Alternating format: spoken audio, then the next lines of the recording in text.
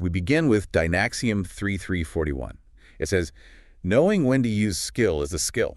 Right off the bat, it separates things. It immediately tells you that simply possessing technical mastery, the ability to play perfect scale or write impeccable code, that's only half the equation. It's the wisdom of deployment. The sources bring up Jimi Hendrix as the ultimate example here. Of course. His true contribution, Dynaxiom 3341 argues, wasn't just about operating his guitar at some high skill level.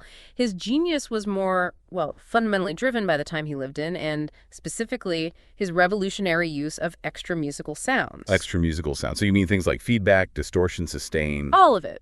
Sounds that previous generations of musicians might have just considered mistakes, noise. But he knew when to integrate that supposed flaw. Precisely. It was a conscious decision to value noise as a musical element. And then the source asks a really poignant what-if question. Okay. If Hendrix had lived longer, achieved even greater popularity, would that pressure, the pressure of massive success, have ironically stopped him from pursuing musicianship purely for art's sake? Wow. The idea that the demands of maintaining commercial popularity often clash directly with artistic experimentation, with pushing boundaries. It's the corrosive nature of success forcing you onto that beaten path, and that shift from just technical ability to the presentation and context of art that leads us straight to Dynaxiom 3343. Which deals with how artists talk about their work. Right. If art doesn't speak for itself, artists have to speak for it. You'd hope that a great work would be self-evident, right? Mm. But the modern art landscape, it often requires an accompanying lecture. Even for art that's purely aesthetic or retinal, as the source puts it, the artist needs to be ready with a framework. To manage the narrative. And if the art resists a clear narrative, the artist has to have the maturity to just lean into that. The source mentions the classic Peter Gabriel example. Oh, with Genesis, The Lamb Lies Down on Broadway. Exactly. He's admitted he still doesn't really know what that album is about. And that admission is almost part of the genius of it. The insight here is so powerful. Ambiguity is the most interesting thing in art. Absolutely. The moment you nail down the meaning, the conversation just, it stops. Right. That openness, that space for you to interpret it, that's what keeps the work alive across decades. But, and this is a big but. It has to be genuine. It has to be genuine. Which brings us to Dynaxiom 3346. The deliberate creation of opacity. Okay, so this is where we shift from artistic ambiguity to cynical manipulation. Correct. Dynaxiom 3346 describes a mystery that's created specifically to keep something inexplicable, especially when the underlying explanation is actually, common knowledge. It's mundane. You're making something appear magical just to get attention. Or worse, to sell snake oil. So the key distinction for us, for you listening, is recognizing the difference between authentic, stimulating ambiguity that invites depth and manufactured, self-serving mystery designed only to shield a lack of substance. That's the critical takeaway from this section. Is this complexity generative, or is it just defensive? That distinction is a perfect lens to turn inward. Let's unpack the next section, which zooms in on the self and the internal and external forces that define it. And sometimes compromise it. We start with external pressure, which is outlined so subtly in Dynaxiom 3342. Sometimes going along with the crowd is just one person. How does that work? It sounds like a contradiction, doesn't it? But the synthesis the source provides is a really potent warning that one person doesn't need to be loud or overtly powerful. So what do they need? They just need to have exponentially more connections, more influence than you realize. I see. So if I agree with person A who has, say, 5,000 deep connections, I feel like I'm just agreeing with one person. But the ripple effect of that small compromise to my integrity. It compromises your self-identity on a much, much larger social scale. Precisely. The source suggests this is a subtle path to losing your sense of self. Wow. It argues that this profound influence, even dangerous conformity, can start with what feels like a minor, harmless alignment. You've just externalized your identity to placate one single node of influence. That's a powerful warning. What's the antidote the sources propose? The antidote is internal fortification. You find it in Dynaxiom 3345. The necessity of deep self-absorption. If you find something interesting and absorbing, then you have to get absorbed. Yes. And this is such a refreshing counter to that modern anxiety about being too self-absorbed. The Dynaxiom says it's vital for mental health. It is. The entry goes deep into the cognitive mechanism. By pursuing and getting deeply absorbed in wide, even disparate interests, it could be knitting complex patterns or studying ancient philosophy, you force your brain to make new neural connections. You're challenging your established mental models. So it's not just about passing the time, it's about physically improving the architecture of your cognition. Exactly. You're breaking away from relying solely on that beaten path, those tired, old connections that just perpetuate bias and easy conformity. Self-absorption, in this sense, is an active way to maintain mental flexibility. To resist that external influence. Exactly. But speaking of internal pressures, let's talk about the really toxic ones. Dynaxiom 3349 addresses jealousy and envy. And this Dynaxiom hits hard on the social cost. It says, these internal emotions, they impinge on the freedom of everyone involved, not just the person feeling them. Right. And the source connects this back to related entries, like Dynaxiom 2866, which calls the negative emotions of competition toxic residue. Residue that makes finding the truth harder. But a lot of people think competition and a little envy are necessary drivers for success.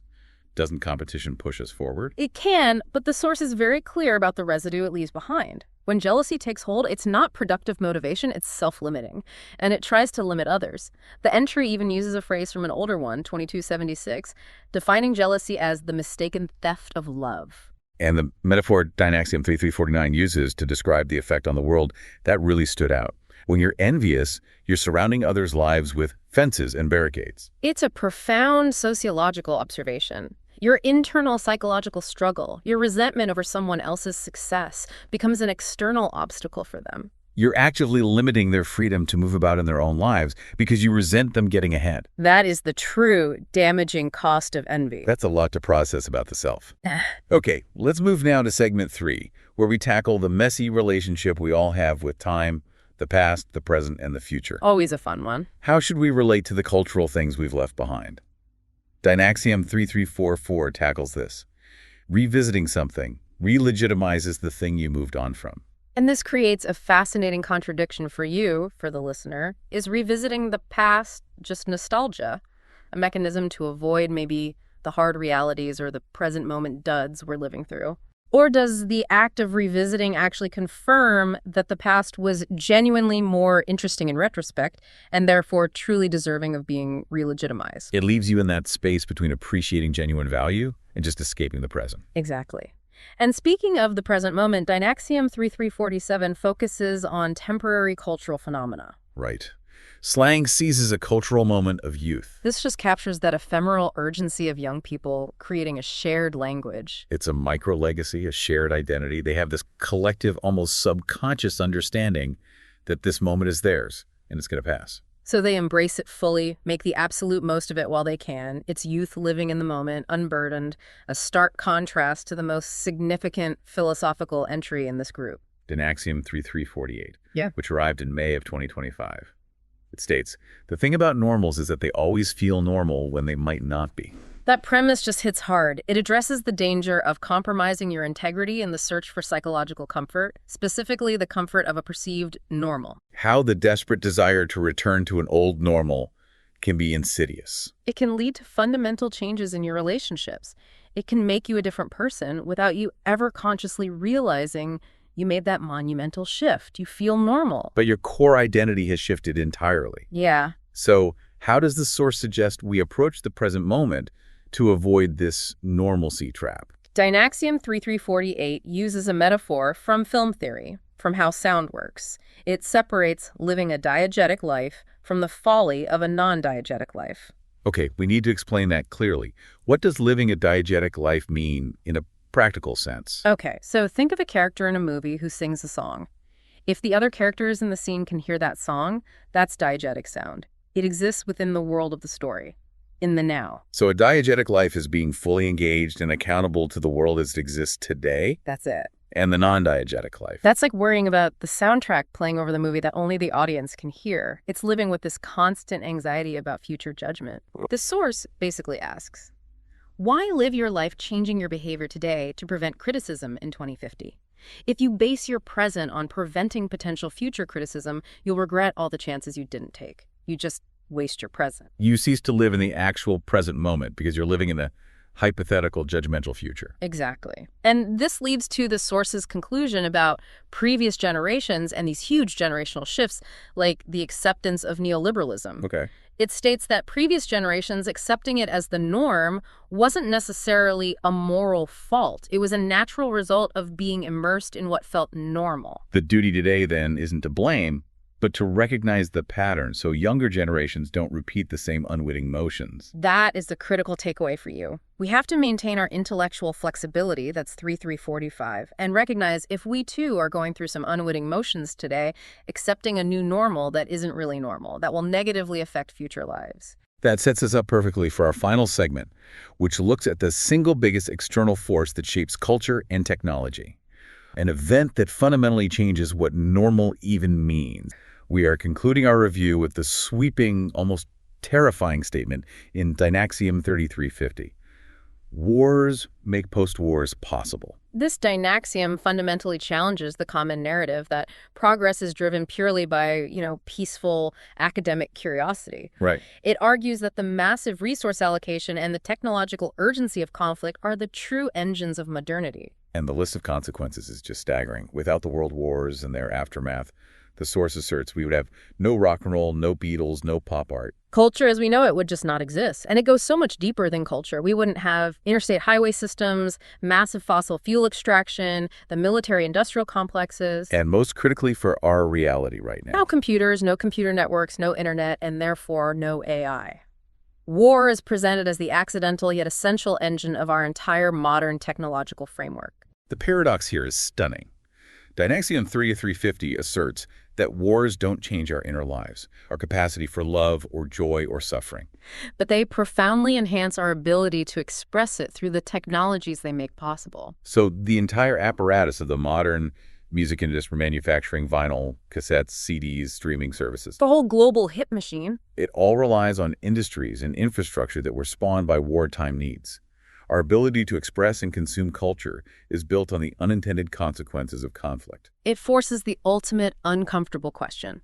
If every song you love, every digital medium you use, every convenience you enjoy came from a war-driven technological advancement, did that technical enhancement actually change your inner life? Or just the mechanisms you use to express it? Dynaxiom 3350 leaves us with the ultimate query that connects back to everything we've talked about.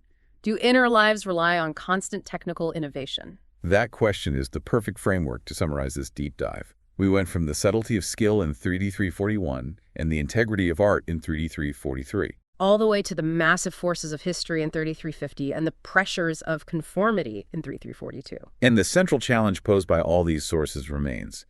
How do you live authentically? How do you live that diegetic life of the now from 3348? While simultaneously acknowledging that so much of the cultural framework you use for that expression is built on unintentional historical consequence, it's a tough one. We're forced to accept that the very structure of our manufactured cultural life, the media, the technology, the speed of it all, is a byproduct of conflict, not just curiosity. Which leaves you with this final thought, building directly on Dynaxiom 3350. Okay. Given that technological innovations stemming from conflict created our entire manufactured cultural life, our music, our media, our communication tools, if all that innovation just stopped tomorrow, would our inner lives cease to evolve?